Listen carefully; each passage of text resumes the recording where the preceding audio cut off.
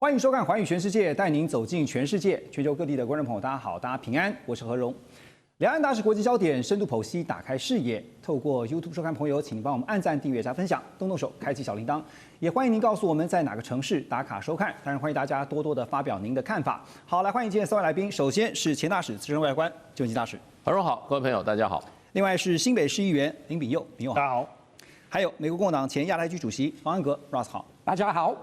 好，这个礼拜呢，在国际上重头戏绝对是在联合国的大会上。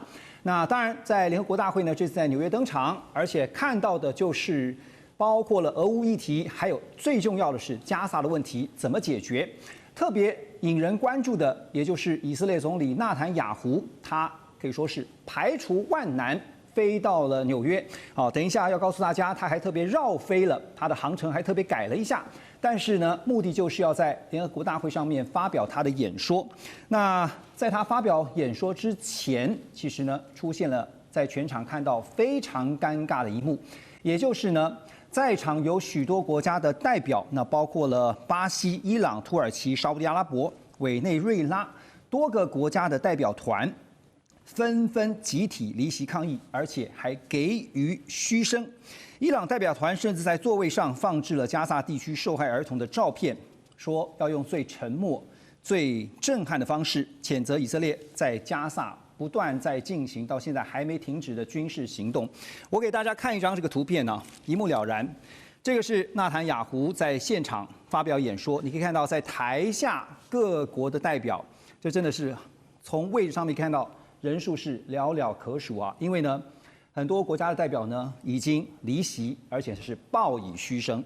好，但是呢，纳坦雅胡仍然不为所动，他照样讲他的，他发表他的演说，他强硬的宣称说，以色列的军事行动只是在反击，而且还强调呢，以色列绝对不会承认巴勒斯坦国，更说哈马斯如果不放人质的话，就会追杀哈马斯到底，到剿灭他们为止。同时，他还批评了国际社会谴责以色列的行为根本是一个反犹太的谎言啊。那么，以色列真的是在反击吗？我们来看一个最新数据，从2023年10月以来，现在最新的数字是至少已经有65000名巴勒斯坦人丧生，而其中呢，有高达70%是手无寸铁的老弱妇孺。那么，就连联合国的独立调查都首次认定说以色列在加沙地区犯下了种族灭绝的罪行。好，所以呢，特别英国医学期刊揭露了一个非常骇人的细节：人道救援医护人员表示，现在在当地看到的这些伤势是最严重的状况。超过2/3的相关伤口都是爆炸所导致的。另外，伤害当中呢，出现3度或4度烧伤的比率异常的高，烧伤甚至升级了肌肉跟骨头。有医护人员甚至形容在急诊的地方是骇人至极啊！很多的病患四肢都只靠小面积的皮肤来连接，脑部跟内脏外露变成了急诊的日常。好，那这张图表给大家来看一下。这次刚才特别说了，纳坦雅胡他排除万难，就是要到联合国大会去发表他的演说。可是呢，这是他的航机图，蓝色的是他原本呢要飞的路线，但这次呢，他走的是红色的路线，特别绕过了像是意大利，还有包括像是法国。为什么呢？因为国际刑事法院 ICC 已经对纳坦雅胡发出了逮捕令啊。联合国的调查更认定是以色列，刚才特别提到了犯下了种族灭绝的罪行，所以我想先请教这个大使，以色列现在说他们发动军事行动，纯粹是反击，怎么看？这个是当然以色列一方面的说法，内塔尼亚胡政府他一贯都是这样的说法，而且他对于整个这个国际社会传递给他的这些讯息他都是非常强硬的对待。那事实上的话，在这次开会以前，这个英国啊、加拿大啊、澳洲啊几个国家说我们在联合国大会要承认巴勒斯坦国，那内塔尼亚胡就立刻召开全球的，他就有这国际记者会。他说：“你们这样做的话，你们如果这样做的话，我会增加我们在约旦河西西岸的犹太人诚恳区要成倍的增加，而且绝对不会同意这个所谓的这个巴勒斯坦国这个成立。是，所以我想他的立场非常紧，而且他还说，他说我要去美国访问，等我从美国访问，我会然后访问回来，我会告诉你们我们我会采取什么措施，你们都给我等着瞧。所以非常的强硬。那当然这是内塔尼亚胡他的立场跟态度了，他对他自己的行为他就是这样子的认定了。可是国际社会不这样认定。那这次是联合国的，他有一个专案，他有一个小组 Special Rapporteur 是专家做了一个长时间的调研以后，就认定他有种族灭绝。那这个种族灭绝是联合国的机构，这个是指派的专人去研究调查以后做出来的这个一个结论。那事实上的话，你要说真的，内塔尼亚胡就是说国际组织对他的看法，那我们就连2024，我们去年5月20号，还经过这个已经1年多前了那个时候，这个国际刑事法庭他的首席检察官他就已经宣布，他向法庭提出逮捕令。对，逮捕令包括谁呢？内塔尼亚胡，还有以色列的国防部长加兰特。那他们的罪名是什么？逮捕的原因是什么？他有6点7点。具体来说，他说用饥饿作为战争方式，第一点。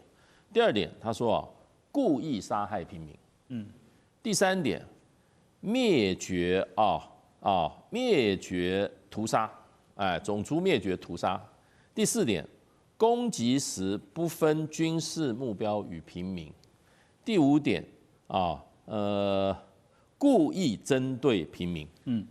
那第6点，它有迫害。第7点，其他不人道行为。所以这个就是一个国际组织一个司法单位有公信力的国际司法机构他们做了调查，由法律单位做的调查以后，而且是去年就做了这样结论。那今年联合国又做出类似甚至完全同样的一个结论。所以只能说，就是内塔尼亚胡的这个作为是长期这样子如此的作为，而且包括去年其实他也在联合国大会发表演说他特别也强调说，以色列是被攻击，就一开始10月7号这洪水行动被攻击的那一方。可是呢，是不是也该够了？就是到了一个时间点了，内塔尼亚胡的做法 ，Russ 认同吗？从战争开始之后，就是在2023年10月7号，哈马斯攻打以色列之后，内塔尼亚胡政府的政策非常非常清楚，而且不会因为国际批评或什么联合国调查委员会，甚至国际刑事法庭的动作而改变他的政策。政策是很简单，要铲除哈马斯。不会让哈马斯继续在加沙存在，而造成以色列国家安全的问题。所以真的不管国际批评怎么样，不管这些欧洲其他国家承认巴勒斯坦国，还是不会改变内塔尼亚胡的。Russ， 我问一个根本的问题你说铲除哈马斯就是也是内塔尼亚胡不断坚持的就是要灭尽，对，灭得尽吗？会。那全部灭得掉？会，那要看。那当然，以色列可能那个时候认为这个战争不会持续这么久，他们可能认为我们的武器跟能力、人数等等，就可以在短短几个月、1年之内就结束了。他们应该没有想到会持续这么久。我这样问，但是他们还是会坚持，会继续。那如果哈马斯真的不投降的话，那以色列就会继续到。我会这样问的是，因为哈马斯也许并不代表人或团体而已，它可能代表的是一种想法、信念这个除得掉吗？要看这个问题是常常用英文说是 day after， 那就是战争结束之后，加沙走廊会有什么样的执政机构？然后会给当地人什么样的待遇、教育等等，这个目前都是问号。所以你是认同到目前为止内塔尼亚胡的做法吗？我真的是支持要把哈马斯100%铲除，不能让他们不管是有执政权或手上有武器，这个是不可能。但是面对这么大量的伤亡，哈，比例原则问题怎么讲？当然我们都很谴责有这么多平民伤亡，我相信以色列人也是很谴责，但是问题真的是很简单，真的很简单，哈马斯可以早投降，他们坚持进去躲在贫民区打仗，那就会导致平民伤亡。好，现在这边有点像是鸡生蛋，蛋生鸡的问题哈，就是说，如果哈马斯这边不放人质的话，纳坦雅胡说就会追杀到底啊。但是如果放了人质之后，难道就会从此结束吗？哎，李佑怎么看？这个其实就跟现在在谈，就是说各国承认巴勒斯坦国有很大的关系了。很多说承认巴勒斯坦国这件事情是有前提的，就是他的要求就是希望以色列去做到他应该承诺的这些事情。就是说，现在你看这个战争已经打了这么多时间了哈，而且显然死这么多人，显然哈马斯他已经对以色列这种所谓的他的既有的国土领域的威胁性其实很弱很弱了。那现在基本上等于是一个单方面以色列要去，我觉得就4个字叫坚壁清野。他当然利用这个人质还在手上这个理由去做最后的这些铲除。其实我们可以看到网络上很多影片，以色列士兵在这个整个巴勒斯坦城镇内持续的作战这种情况，这个应该也是现在各国为什么会开始去把承认巴勒斯坦国这么大的政治动作当成对以色列施压的一个我觉得它是一个王牌了啦哈。就是说，如果你真的再不去做到这些人道上的这些基本的要求的话，那我认为就是很可惜，就是说。我觉得纳坦雅胡是正在扛得住这个压力，他还是希望就是说我第一个人质是他表面上的借口，可是后面他到底要做到什么程度，现在我们是搞不清楚的。你觉得他扛得住这个压力？他背后是因为有美国的关系吗？我觉得不这么单纯，因为我觉得这个是可能是他牵涉到有点第一个他的国内的一派势力是非常坚定的支持他，即便现在美国不支持他，我觉得对他影响已经不大的原因是因为他现在所执行的这个所谓的战斗的需求，并不需要美国大规模的说我给你军事的援助。我给你大量的物资，其实已经不需要了哈，已经等于是他以色列的这一部分人，他就可以完成的一个行动。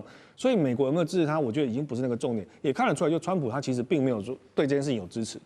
他当然在某些事情上，可能譬如说在这个后面以色列有去空袭卡达这事情上，他可能不置可否啊，但是。川普对他的态度也显然就是我不太接受以色列继续这样的行动。好，你提到这个哈，就是真的，连川普呢，在公开场合他也说他也受不了了哈，当然他直接喊出说已经够了，我不会允许以色列并吞约旦河西岸，现在是时候该停止了哈。那透过这张图，你可以看到的就是呢，这是整个以色列哈，我们把这个缩小一给大家看哈，这就是约旦河，约旦河西岸。现在是法塔政权，然后哈马斯在这边是加萨走廊。目前呢，在加萨走廊以外的哈，这边的海域是被以色列整个封锁的。好，那另外呢，你可以看到这是整个以色列全境的图。哈，现在呢，就是说呢，纳坦雅胡他的计划呢，不只是针对加萨地区，他现在连约旦河西岸，就是目前巴勒斯坦的合法政权所在的地方。他也希望把它拿下来，所以刚刚大使有特别提到说，他威胁说要增加更多的屯垦区哈。可是我要问的就是说，美国总统川普他已经说了，好，该是时候停止了，就在画红线嘛。大使觉得？当然啦，因为美国事实上对这个内塔尼亚胡他开的支票也不可能完全的哈，是一张空台支票。因为事实上美国的国内的反弹的声音也越来越大。是，那虽然就是说犹太的这个资金哈，就是说犹太人的资金在美国的竞选里面是一个很重要的一个关键性的因素。那所有美国的这个政治人物要透过选举啊取得政治权利的话，他必须要考量他的资金这块。我完全不接受这个说法。我身为美国犹太裔的，我真的觉得这个是一个为什么？这是一个刻板印象。很多国际新闻会这样说。我举个例子给你听。犹太人在美国，犹太人口那么小，我跟你讲，我跟你讲个例子哈，可能 Ross 也不清楚哈。美国国会卖的这一个哈，这个国会的这个联邦议会的议员的这个名册哈，事实上的话，所有犹太裔的议员啊，他都打星，也就是他告诉你这是犹太裔的议员，所以他的比例是超过一般美国其他族裔哈。在美国政治上的代表性，所以这个国会议员他本身的代表性就他的很多的这个人数就很多，但是然后以色列有还有部分的犹太裔国会议员是很强烈的反对内塔尼亚胡。你指名那我好了请教一下你说谁？ Bernie Sanders。占多少？占比例多少 Bernie Sanders 有没有超过非常有名的参议员，有没有超过犹太裔反对啊？你如果超过50%，你就超，就你要有意义的话，你要超过10%我想大使的意思是这个少数你拿出来用没有不代表没有代表性啊。犹太裔在美国不管是政治或是金融方面的影响力确实很大。Russ 的讲法是违反所有了解美国政治人的讲法。那 Russ 怎么可能？我是美国人，我也是政治专家，我也是犹太裔。你的讲法对我们对美国的政治了解 Russ， 那我现在先不符合我大家的认知啊。现在大家都提到两国方案，为什么美国以色列当然就知道他是绝对反对的哈，他反对巴勒斯坦国，但是国际上大家都觉得两国方案是没有办法中的办法了，为什么美国反对？首先提醒大家，美国犹太裔，包含我，大概70%左右是支持两国方案。所以美国犹太裔一直以来没有以色列人那么有，那为什么比较不动呢偏左了？但是问题是，Russ， 你刚才讲法我有一点很意外。你说支持把哈马斯全部杀光哈，可是我觉得你应该要有一个前提，就是说不能不择手段。你赞成不择手段达到这个目的吗？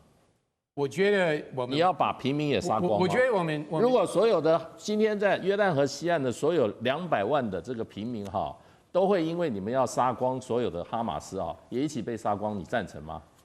我觉得这个，我觉得这个东西你要讲手段呐。现在问题就出在他手段不好啊，对不对？你要去杀光这一小城，可是你要把其他人一起杀光，或是你觉得合适吗？我觉得重点，我觉得重点是哈马斯不是你要杀哈马斯，可是你要用什么手段？你要了解哈马斯的手段，不要把责任推给哈马斯也没有要把以色列杀光啊。哈马斯的官方立场一直以来是要把以色列杀光。那你们现在以色列的官方立场也是要把他们的章程是包含要把你现在你的以色列立场也是要把哈马斯杀光嘛？问题是哈马斯一直以来谁先要杀谁，我们可以照历史中找出去。不过既然就是一个手段的问题，我觉得我们要把手段要讲清楚，才有没有正义性。Russ， 那我问一下，现在讲到了手段哈，就是说你的目的就是要剿灭哈马斯，你的手段就是不惜任何代价。所以现在我们看到已经伤亡至少65000，那其中有70%是老弱妇孺。所以一个根本的问题就是我刚刚特别问到了，你剿得尽吗？就是你完全能够把他们消灭掉，消灭到完全 zero， 这是第一个。第二个，你的比例原则之前发动了恐怖攻击的行动是事实。可是后来的报复，后来的包括哈马斯剿灭他们，65000人，这个比例原则合理吗？首先回答你第一个问题，不是我们这边能够决定，所以我的意思是说，我们可以批评内塔尼亚胡，国际社会批评他，美国也可以批评他，但是他的政治，包含他的执政联盟，这么多政党都在里面，还有以色列的中间派，假设他政权垮掉，中间派上来执政，其实他们对这个战争的正视是一模一样的，所以很明显，以色列人目前是支持要100%铲除哈马斯。好，那你觉得川普说够了，对于纳坦雅胡有没有效果？我觉得这个是好多人很误会。我觉得川普的意思是，我不支持以色列法律上并吞西岸区，但是他没有反对以色列扩大土坑区的住宅区，犹太人的住宅区。真的，这个有一个区别。为什么你会这样觉得？什么意思？我的意思是说，法律上是他不支持，他不支持并吞，决定川普不支持 annexation， 他不支持法律上的并吞。但是他没有说他反对以色列扩大这些住宅区。这些 settlements 真的是不一样。好，所以最后一个问题，在联合国的这些表决上面，现在看到就只有美国，当然以色列就不用讲了。只要美国反对这个中东的战事，就没有办法结束的一天，你同意吗？川普会继续支持以色列的军事行动，所以他们会继续支持。所以我说美国会一直投反对票，不是吗？美国在联合国会继续支持以色列就对了，会。那到什么时候会有一个 ending？ 你觉得？就是哈马斯 surrender 投降的时候，就会有一个 ending。这个又回到一个，这有点困。Russ， 我有一个问题要问，这个其实是为什么美国人为什么只有全世界就是美国特别支持以色列是什么原因啊？哦，我们知道美国支持以色列，其实都很多的支持是来自美国福音派选民，是非常支持以色列，对不对？而且福音派是投给共和党，投给川普，非常支持川普。那就川普就要回应他的支持者。不是因为少数犹太人好，美国犹太裔好不好？真的是因为福音派的影响。欧美也是同样是这个基督教系统，为什么但是英国跟美国他们不是福音派，真的是不一样。OK， 所以你说就是因为福音派支持以色列，所以美国才全部支持。是的，对啊。那福音派在美国占多少人数占多少？至少是30%以上，但是在川普的这个基本票仓真的是占很多，而且他们对这些议题，就是他们的想法是越来越坚定。什么意思呢？就是以前很多美国人我们会认为不要把宗教带进来公共政治，但是在川普保守派执政的时候，这些福音派的影响力。不过我有一个问题就是说哈，那美国事实上，拜登的时候他也支持以色列啊，他的支持者不是福音派吧？但是他对内塔尼亚胡的支持者没有川普那么坚定。可是他有他在联合国有投过反对票吗？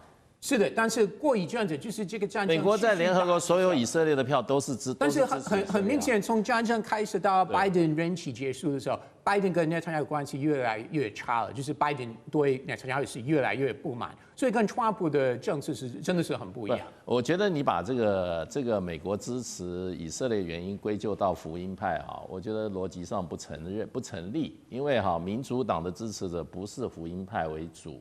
你也承认了嘛？那民主党在当政的时候，他也是支持以色列啊。但是我刚他从来没有说在联合国。但是拜登，所以我就说你讲的说是因为是福音派支持以色列，所以美国才支持以色列。我觉得你这个结论不符合逻辑。跟信仰我们要看跟信仰无关，我们要看金融的影响力。对，所以结论我就是说，以色列的犹太人对美国的政治的影响力，你不要把它归结成福音派。好，不过刚刚 Russ 你刚刚有一个结论，就是说哈马斯必须要完全被消灭了，这件事情才会有终止。但是我的问题就是，哈马斯有可能被完全消灭吗？因为如果它不只是一个人或一个团体，而是一种信念，而是一种精神的话，你消得灭吗？等一下回来呢，我们要继续聊的是说这个事情，就是以色列在中东地区，现在整个中东局势呢，也引发了整个中东局势地区的战略的改变。我们稍后一下，马上回来。2025全球局势必须关注，中美赛局牵动地缘风险，连带影响台海两岸未来。环宇全世界，关心全世界，权威分析，专业观察，客观立场。每周6日，请您准时锁定，一同关心全球大事的瞬息万变。好，回到节目呢，以色列我们刚刚特别提到，他们无视于这个国际的谴责，继续在加萨地区发动他们的相关军事行动，甚至先前也看到他们攻击了卡达的首都。那当然呢，这也引发了阿拉伯世界的怒火哈。那在卡达，其实我们都知道，美国有中东，在卡达是一个最大的军事基地哈。那结果呢？卡达也被攻击，当然这也使得阿拉伯世界呢，现在也在想，我们怎么样能够团结在一起哈。沙烏地阿拉伯跟巴基斯坦在先前也就是最近这阵子呢，签下了一个战略共同防御的协议，也就是说声明，只要一方遭到攻击，等同对另一方宣战。而巴基斯坦的国防部长更进一步暗示说，巴基斯坦的核保护伞会涵盖沙烏地阿拉伯。如今呢，不只是卡达，就连阿联酋也表态说想要加入这个协议啊。更多的阿拉伯国家是不是有可能来加入这个所谓的4国联盟，甚至中东版的北约呢？好，那2个问题：第一个，会有更多的阿拉伯国家参与吗？丙又怎么看？第二个，就算他们这个联盟成立了，对于以色列会产生什么威慑效果吗？其实，如果大家对这个地缘上有一些理解的话，其实巴基斯坦跟沙烏地阿拉伯隔蛮远的，所以它怎么去形成这件事情，当然我觉得中国在背后因素应该是蛮重要的哈。就是说，在这个阶段下来，就是由于以色列的因素，让中东很多国家可能各自在以色列问题上对美国有所不满。但是这个并不是第一次，也就是整个中东的问题，从1960年代、70年代，二战之后一直都是如此哈。那这些中东国家很难去形成一个大同盟。当然，以色列在历次几次战争都表现出它更团结的一面。那当然，中东国家彼此之间的这种利益上的矛盾，也让他们没办法去真正统合起来，成为一个类似阿拉伯世界国家的这种。到现在为止，大概只有 OEDC 这样的一个经济的形态。但在政治上很难去有一个共识，所以我觉得就是这一次的一个很特别的契机，就是说，你看根本就没有领土相接的两个国家，为什么会去形成一个军事协议？它的核心的利益其实看起来是不太一致。如果说你要把它放在更大框架去看的话，那就是可能它基于整个对美国的不信任的这些国家，开始慢慢去透过这种方式去集结起来。那甚至我们看到就是说，在这些国家里面，只有巴基斯坦有核武器。是不是未来整个在整个这个区域的稳定的情况之下，那是由巴基斯坦提供一个核保护伞，而不再也有嘛？所以就以色列也有对，因为过去是这样子平衡。那当然，在更大的一个局势之下，是美国在提供这个所谓的核保护伞，也就是说，在我之下你们都不要再去打这个主意。那所以以色列当然保有的量非常非常非常少。那其实就这个数量来看，刚好跟巴基斯坦可能是差不多的等级之下，我觉得它是一个开端。它这个开端能不能延续成说，接下来是扩大成几个国家联合这件事情上，我觉得一直以来我们常常在看，就是所谓的政治上的协议跟军事上的协议，它是一个层级一个协议，到最后其实才是军事上的能够达到协议。那等于是你的整个区域的国家利益都趋于一致了。可是我觉得现在还没有看到这个迹象。现在大家对以色列有很多的情绪，没有错。可是你能不能说，因为我对他的不满，到能够说我整个统合阿拉伯世界国家所有的政治利益都能够一致？我觉得这还是一个很大的问号了，所以我并没有那么乐观说，一定会形成这样的一个发展。你特别提到说，背后也可能有这个中国大陆的一个影子哈。那当然，这是一个中东的新的安全架构，目前正在重组，或者说我们说它在形成当中哈。对。那特别提到说，安全架构当然跟军武就会有关联哈。这个巴基斯坦我们都知道，主要的军事武器都是来自于中国大陆。那现在呢，包括沙烏地阿拉伯跟巴基斯坦结盟哈。当然，在军武上，大家现在也在看会不会大幅减少对美国的安全依赖，武器呢就会减少跟美国来买，反而是转而采购中国大陆制的武器啊。这也表示说呢，现在我们所提到的这个安全架构呢，沙烏地阿拉伯有资金，巴基斯坦提供核保护，再加上中国大陆制的军武，建筑成这个新的安全框架。所以美国智库也提出警告说呢，要小心啊，中东的安全架构重组之后，美国的影响力恐怕正在被边缘化。好，所以谈到了军武的部分，因为这次卡达被攻击哈，我们之前在节目当中有聊到20多个雷达站竟然没有任何的一些迹象，你是故意的呢，还是真的没发现？好，那所以大使您怎么看到这个军武交易背后的大国角力？其实这个并不是中国大陆跟美国角力之下变的，而是说长期依赖美国这个武器系统啊。以获取国家安全的大部分中东国家，现在对美制武器失去信心，或是产生怀疑。失去信心的原因就是这次这个卡达被攻击的时候，它的整个现代化的防空体系几乎完全停摆，那就会怀疑到美式的武器是不是在关键的时候不听他们自己本身的使唤，或者会突然失灵对，这个是一个很多人都这样看法。所以就变成他们就会立刻因为对美制武器的信心的丧失他想要去另外一个武器系统去加强他的防卫的安全的信心啊。所以这一次沙特跟这个我觉得巴基斯坦会签下立刻成为这个军事同盟我想基本上有2个原因我看了很多的报道分析上，第一个。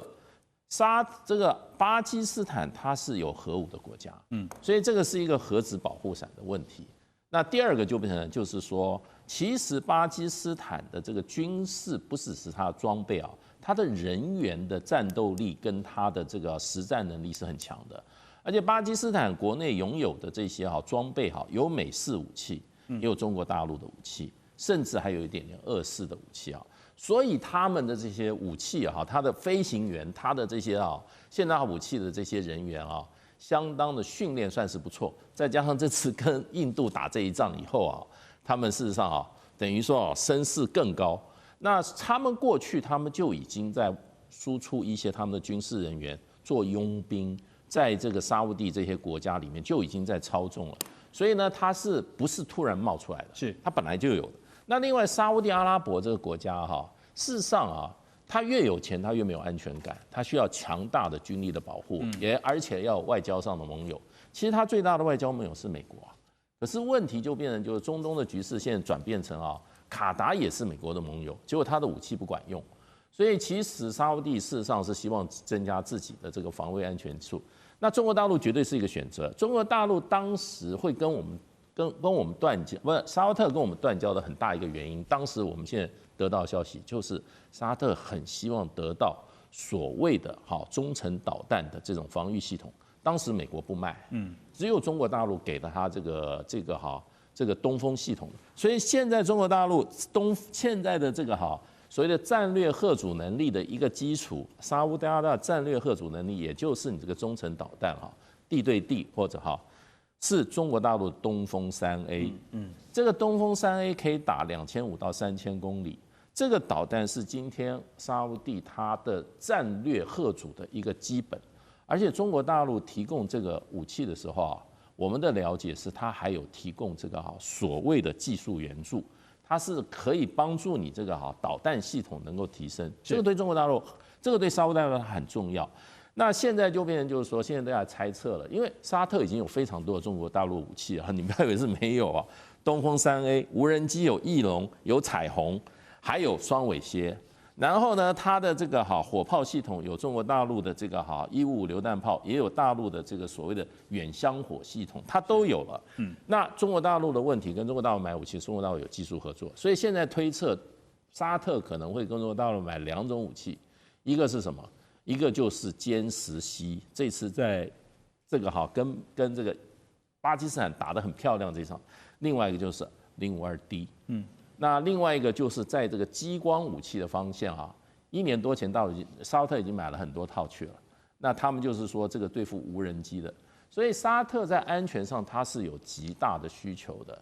那这一次这个尤其我认为主要是卡达的刺激以后那么整个中东国家他们对军武的依赖的这个重心会移转，不会完全从美式武器里面移出来。可是呢，他们的选项可能是在中国大陆。我刚刚提到像沙特、沙烏地阿拉伯，或者说卡达，这个军武之间，因为对美国来讲，军火的销售是一个非常庞大的商机美国应该不会坐视不管，美国怎么办？我还是要先为美制的武器说一句话。那这次以色列战机能飞过去，就是飞到卡塔去，而没有被发现。这个不一定是美制系统的问题，或许是人才的问题，我们真的不知道他们的疏失到底在哪里。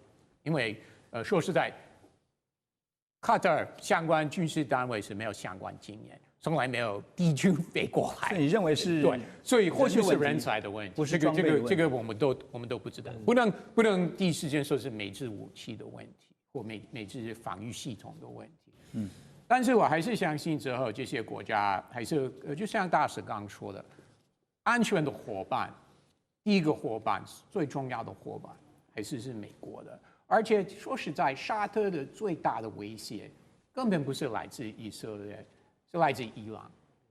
所以如果他们真的买这么多武器，他们真的是怕一个敌军打过来，那他们是怕的是西亚派的这个伊朗，尤其是在伊朗继续研发核武的情况之下，所以这个不一定是针对以色列，或许是针对伊朗。但是比例上面，你觉得会有改变吗？比如说以前90%是依靠美国，但现在呢，会不会转而变成只有6、7成，甚至更低？不会那么低了。川普总统他今年访问沙特，对不对？而且那个时候沙特答应购买那么多，花那么多钱买美国武器，还有跟美国进行很多投资案子，对不对？那当然沙特跟中国大陆的经贸合作，在过去20年一直上升了，扩大了。所以中国对沙特来说是一个非常非常重要的经济伙伴。但是安全方面，我认为他们还是会以美国为主。美国难道都不会担心沙特以后不买美国武器，或是买美国武器的比例降低吗？我不知道会用担心来形容。那当然，就是很明显，以后沙特会买更多中国的武器，但是会降低买美国的武器的金额。好，进一步我想请教 Russ 吧，因为我们刚刚特别提到两国方案哈，现在包括如何处理加沙地区的局势啊，也有2个方案哈。这个包括是法国，他们提出一个战后重建方案，就是希望能够为战后的加萨寻求一线和平生机。他们的主张是呢，以联合国授权的维和部队来维护加萨地区的安全。那现在包括像是印尼的总统哈，也在联合国大会上面这次宣布了，印尼要调派2万名以上的维和部队到加萨来支持这个维和行动。另外像是阿拉伯联盟还有巴勒斯坦自治政府的主席，也都明确表态，特别强调啊，哈马斯将来不会去参与任何的政治治理。另外一个方案就是美国提出来。他们是计划在战后加萨设立一个加萨国际过渡管理局啊，然后呢，谁来带领呢？就是前英国首相 Tony Blair。OK， 你怎么看这件事情？首先，以色列根本不会答应印尼派2万军人当维和部队，这是维和部队，这不可能。甚至印尼，我也问印尼朋友，他们说我们都反对了。现在国内。政治那么乱七八糟，总统是要把 focus 放在以色列那边，所以印尼人也反对，所以这个真的是印尼总统一个小话而已，以色列根本不会接受。那美国提出来这个呢？那如果是欧洲国家，还有包含以色列建交的阿拉伯国家，埃及、约旦、阿联酋，派部队参加，那以色列应该是可以接受。那甚至托尼·布莱尔担任这个过渡机构的执行长，以色列应该也是可以接受的。那所以这是一个折中方案，是不是？我觉得这是以色列是可以接受的，因为这个是一个重点，不是法国总统说的就算，不是联合国说的就算，对不对？那为什么是以色列也要答应说的就算？那为什么是美国说的就算？你刚刚说这个是一个折中方案，以色列要同意才能执行，对不对？那如果以色列不同意，不管是任何形式的方案，那就没办法实行。那你刚刚说这个美国提出这个方案是以色列比较会同意，我觉得是可能性是比较大的，对。但是有几个基本的条件：第一，哈马斯100%要放弃武器离开；那第二。要派一个维和部队，要看是哪一个国家会提供人力来加入，这个是要看美国跟以色列会不会接受是哪一些国家。那第三，资金来自哪里？Who's going to pay for it？ 川普可能不会，他不想付钱。川普就有点像乌克兰那边，川普说这是欧洲国家要负担。那对这件事情是川普会说中东国家要负担，要看以色列能不能接受。所以回到那个很关键的钱的问题，你觉得以色列会出这个钱吗？不会，美国不会出嘛？美国不会，以色列不会，美国是一定不会出的。那只有中东国家能出。原则上是联合国出钱，对，那就是说哪些国家愿意去多付一点，包括维和部队跟钱的问题。对，维和部队是这样，一定要就是说你到那个国家要接受。这是 number one。第二个的话，钱基本上是联合国出。那联合国它这个是特殊预算的话，就是会员国捐，那就看哪一个。那 Russ 讲没错，美国可能不出的话，中东国家可能会出。可能如果沙特觉得是有帮助的话，可能沙特就会把钱都出了。对，所以我简单请教大使最后一个问题。这次不管是俄乌也好，现在提到的中东加沙地区的局势也好，其实最后都回到了联合国。但是只要到了最后的表决，就会发现其实好像是进到一个死胡同。所以有解方吗？没有解方，因为是这样子哈。联合国事实上大会它可以做决议，可是它没有执行力。对。那联合国事实上，你看它宪章里面啊，它是人类最进步的一个国际组织，它有行动力的，它叫集体安全，就 collective security， 它可以出兵。也就是说，它可以出联合国兵。然后他也可以决定这场战争谁是站在正义，谁是站在非正义。那问题是谁决定？是联合国安理会。那安理会这个机制事实上权力非常大，因为它可以出联合国军队，那问题就变成安理会它有一个决策机构，它15个会员国有5个是常任理事国哈，另外10个是大家选的啊，那个时候到就换人了。15个常任理事国就永远在当联合国的常任，它有否决权，所以只要一个国家否决，你连安理会什么都做不出来。对，所以现在是美国否决，所以安理会没有行动。这样听起来蛮可悲的哈。所以回到联合国，大概就能够先把什么事情做好呢？大概就是修好手扶梯或是提词机了。我们休息一下，马上回来。2025全球局势必须关注，中美赛局牵动地缘风险，连带影响台海两岸未来。环宇全世界，关心全世界，权威分析，专业观察，客观立场。每周6日，请您准时锁定，一同关心全球大事的瞬息万变。欢迎继续回到《环宇全世界》，我们继续来看的是俄罗斯的军机最近飞到了美国的领土，怎么回事？哈，这个北美防空司令部他们最新证实说呢，他们有派出战机紧急升空，为的就是要拦截在阿拉斯加附近飞行的4架俄罗斯的战机，其中呢，这俄军的这个军机包括2架图95远程战略轰炸机，还有2架苏35。美方则是出动了E3预警机，还有 F-16战机进行有效识别跟拦截的行动。那么先前呢，其实俄罗斯这边也派出了不管是有人机或者是无人机，就是飞进了北约成员国的领空，像是爱沙尼亚啦、波兰啦、罗马尼亚，还有丹麦这些国家。当然呢，这也使得欧洲的外交官非常生气，发出警告说，只要俄罗斯的军机再次的飞进来，北约就要把他们击落。但是俄罗斯驻法国大使也直接很强硬的回呛说：“你敢把我们的军机打下来，就等于是对俄罗斯宣战。”话都说得很狠啊！但是我想问大使啊，怎么看啊？俄罗斯因为最近很多的分析是，他干嘛在这个时候增加这样的一些军事上的压力？是不是有一个特别的意图？您觉得？其实我觉得这个哈，俄罗斯的军机飞入到阿拉斯加的美国的防空识别区哈，就我的了解，从上一个世纪冷战开始到现在，几乎常常发生，就在飞了。哎，那现在突然被炒出来，我觉得背后一定有政治原因。是因为最近被俄罗斯的无人机被指控进入到波兰19台，对，然后也进入到了这个罗马尼亚1台，对。然后又说俄罗斯的军机飞到爱沙尼亚的领空，是领空很严重啊。那你说无人机飞到人家境内，现在俄罗斯就是死不承认。哎，俄罗斯说我不是我的，那个我们成立联合调查小组，我们去探看。哎，这个画风报道又一转说，哎，会不会是这个乌克兰、波兰或者北约国家？为了要提升对于俄罗斯的这个自导自演，这是不是我说的？媒体说的啊，媒体在报道，所以这有点罗生门。可是这一次俄罗斯的军舰发现在阿拉斯加的航空识别区啊，国际法上一点问题都没有。我跟你讲，俄罗斯的军机有被击落过，俄罗斯的飞机军机在差不多10年前，在土耳其的上空，因为土耳其说你飞入我领空。一枚飞弹就把它打下来了，所以飞到领空事情才大。你飞入领空，你就是没错，别人就可以击下来。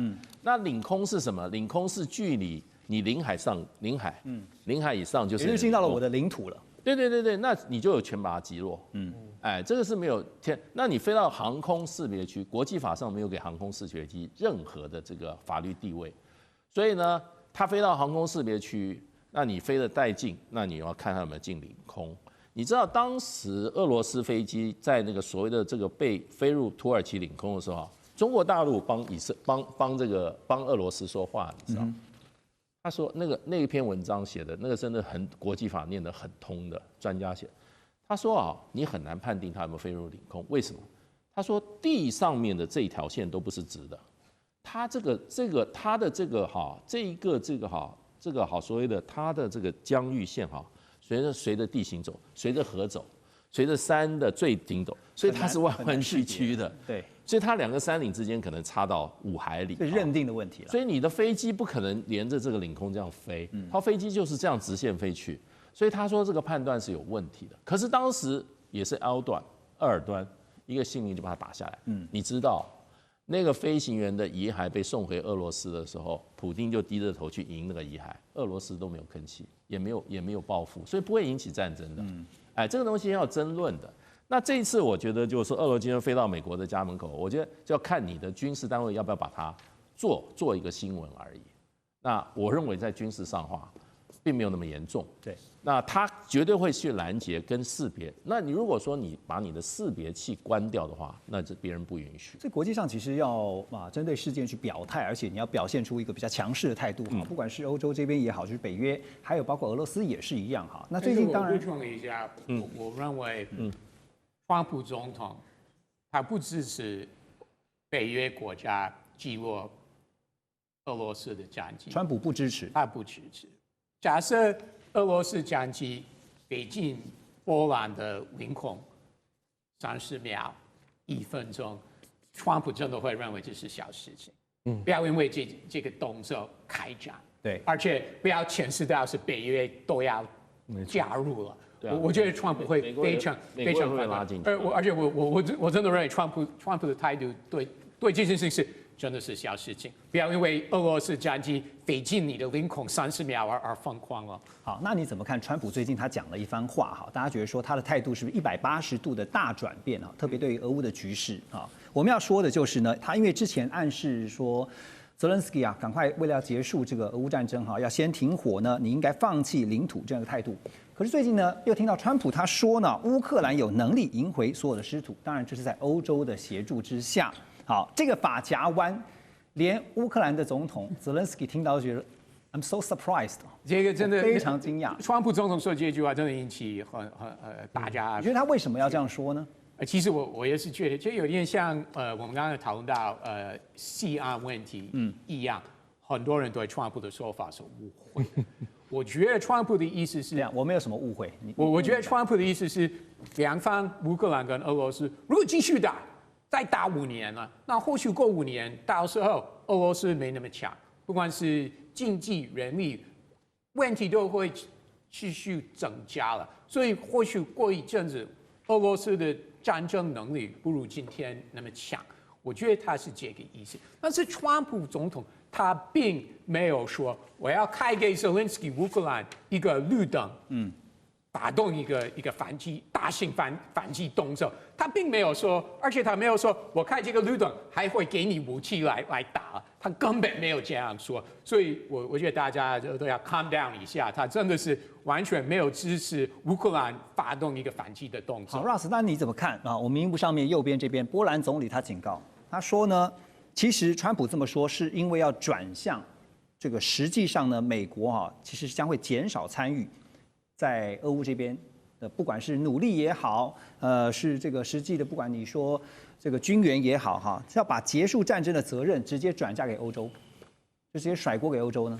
川普想法本来就是这样，这个是我们没有误会的嘛？一直都，川普一直说这个是欧洲人要负责，对不对？对，不管是维和部队或援助乌克兰，不管是援助现金、援助武器等等，川普一直以来说就是欧洲人要负责。所以就算没有因此而拿到这个诺贝尔和平奖也无所谓。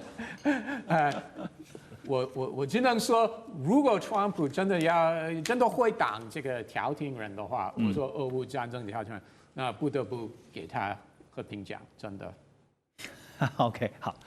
所以现在看到我们要拉回到这个，实际上现在两军都还持续在交战嘛，哈。那战场上这个最新的数据是说呢，今年5月以来啊，俄罗斯军队每个月仍然持续攻占好几百平方公里的乌克兰土地，而且呢，克里姆林宫的发言人也特别强硬的表态，他们说呢，俄军正在所有乌克兰前线不断的持续推进哈。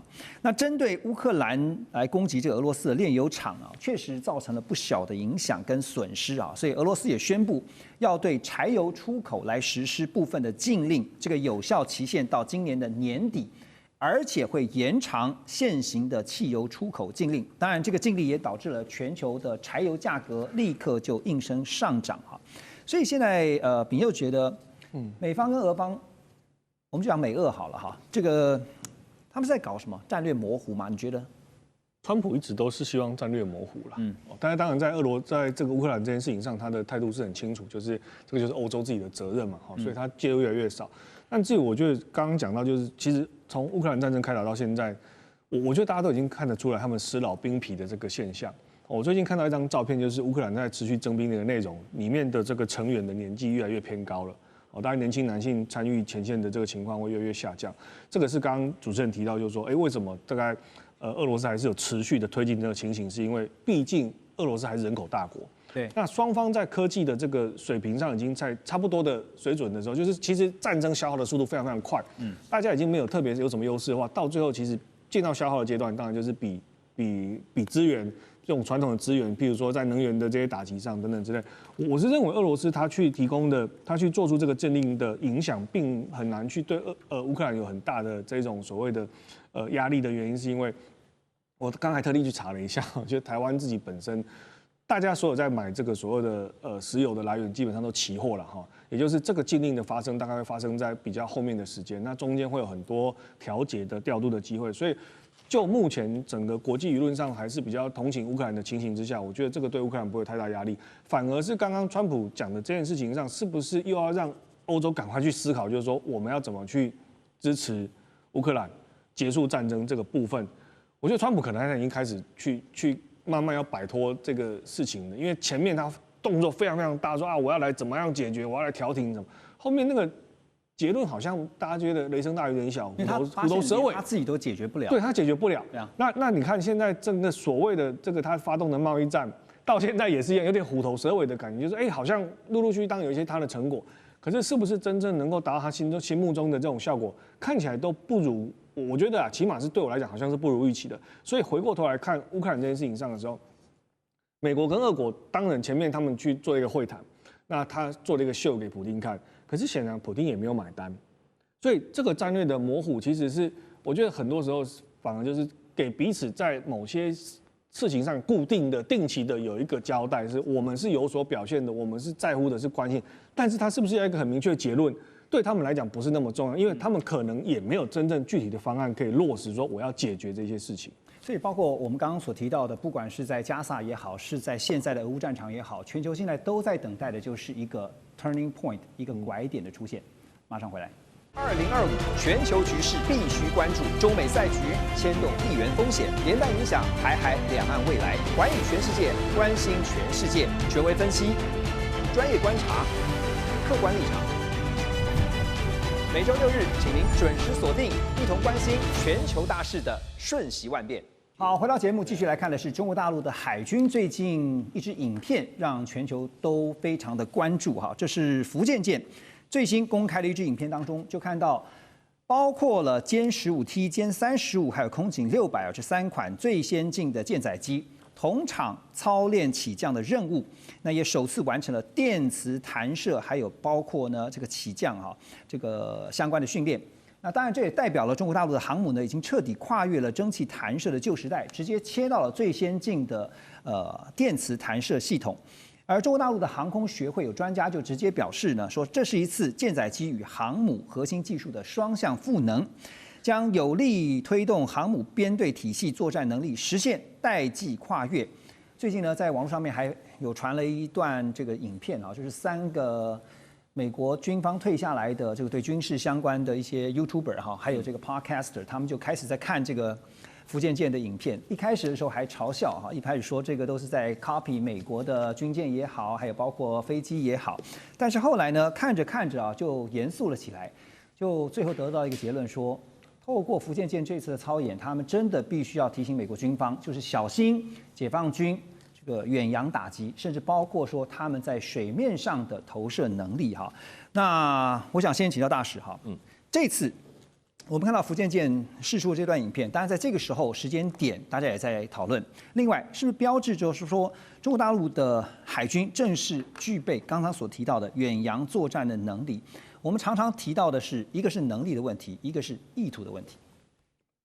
我觉得作战能力还比较笼统一点，就是说它的打击能力那基本上就变成这个航母本来就是攻击性的武器。它不是防御性的，防御你有岸基的这些都可以你这些攻击性武器，就是我把一个浮动的一个怎么讲呢？一个机场啊放到你家门口，我上面站了60台到70台的战斗机，你想这个威胁大不大？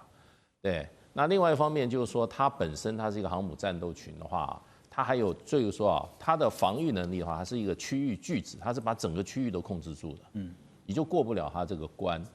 那现在这个福建舰是中国大陆第3艘、第2艘自制的啊。它最大的特色就是它的那个弹射的方式，电磁弹射，它是电磁弹射，而且它没有用蒸汽弹射。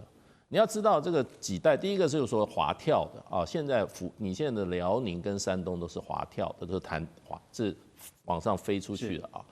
那后来你要平板式的这个甲板的话，你就是什么蒸汽弹射，蒸汽。那现在中国大陆的第3艘没有这个，它直接电磁弹射，光这一点就已经是很大的性能的改进之外，它会空出很多空间，因为你要知道蒸汽弹射，它需要大量的水分，它要用烧水烧的很多，对，那你就要很多这些淡水在那个船上，你就要有很多储存的空间，那它现在不需要，所以它的储存容量就会变大，虽然8万吨。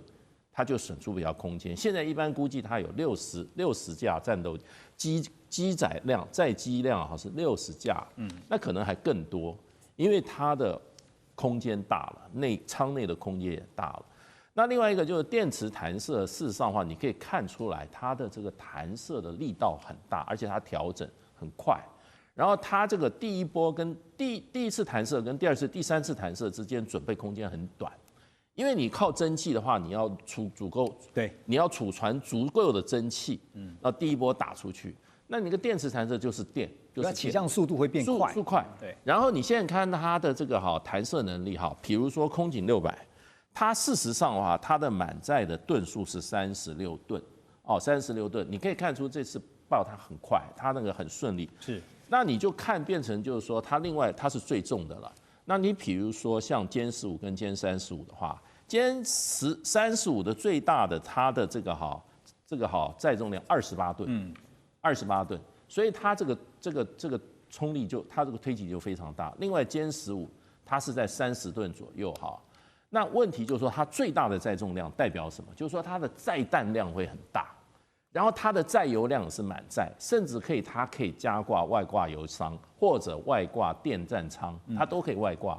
所以它一个飞机上去，它战力就增强很多。但即便是满载，都证明了一件事情是，对于这个推力来讲的话，是绝对可以应付的。绝对可以，它就整个的作战能力就向上。你原来你一个飞机上去，它不能够满载，那你现在它的载弹量就比较大。同样一个歼35不是歼15，它放在这个福建号跟放在这个辽宁号上，它可能它的载弹量就不一样。所以我们说福建舰其实它是中国大陆航母目前算是最先进的航母。那除了刚刚提到说有电磁弹射以外这个有人这样比喻说，福建舰是中国大陆的海军的巨舰非常大的一把舰。但是这个舰风呢，就是最新曝光的利剑无人机。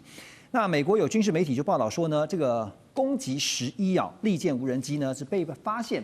说在这个机翼上面加装了折叠铰链也认为这个细节强烈的暗示着说，未来它是具备着舰载作业的能力，会是一个重大突破。它的战力是如何飞翼布局包括全融合机身，拥有极高的隐身性能。另外是速度跟航程方面呢，作战半径超过1500公里，载弹量呢可以高达这个2000公斤的精准导引炸弹，而且它的作战模式呢，现在具备高度自动化跟人工智慧的辅助能力。所以现在我们如果摊开攻击11的数据跟能力来讲的话，现在又被发现说它在机翼上面加装了这个折叠铰链代表什么样重大的意涵？秉佑，你的了解是？其实应该要分成2个阶段来看其实大家以为在讲这个攻击就是所谓的折叠铰链，是因为它可以把机翼做折叠。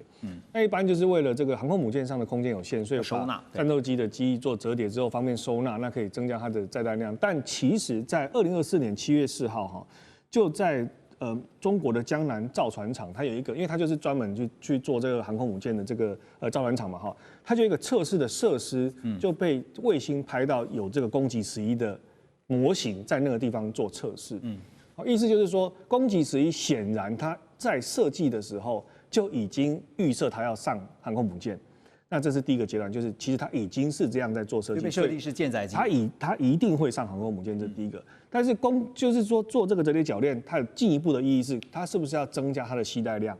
如果是的话，因为刚刚我们在讲，全尺寸的，或者说像美国这种最大型的航空母舰福建舰，第一个它的规模已经达到这个水准了。第二个是，如果它是一个有人跟无人机混搭的话，是不是因为它在有人无人的比例上面，它希望无人机的比例要拉高，所以它要把它的这个所谓的机翼做个折叠来提升它的作战的能力，这个是非常非常有可能的。所以我觉得就是要不要上航空母舰这一点已经是确定的，因为去年的照片就已经显示。他就在做这样的测试，不太可能说我测试失败之后我还来做这个所谓折叠铰链，但没有意义嘛。意思就是他已经成功了。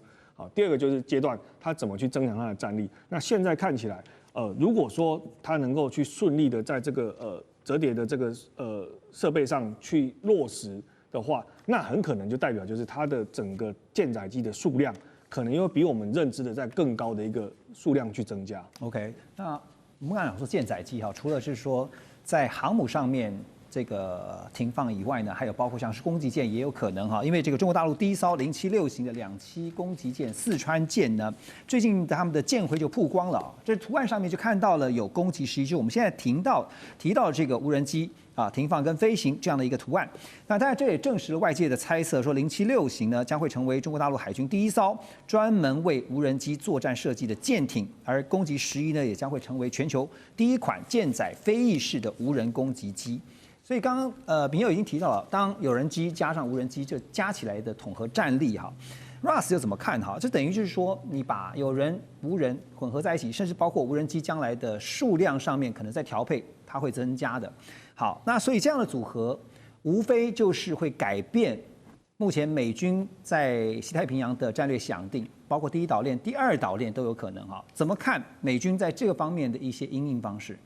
从川普1.0到拜登现在是川普2.0，美国愿意在西太平洋军事投资不管是在关岛或美国的一些算是盟友国家，就是在太平洋的这些岛国，愿意美国部署军事设备，或者改造跑道等等的工程。美国还继续在做，但是我觉得目前很大的问号是日本跟南韩的态度了。南韩左派总统好像他不想加入一个武器比赛，最近才刚说。那另外日本政治非常不稳定，那他们到底就是未来的首相到对这个国防投资有什么想法？我目前真的是不知道。所以第一岛链的突穿。目前已经是一个既定事实，因为中国大陆的航母证明了。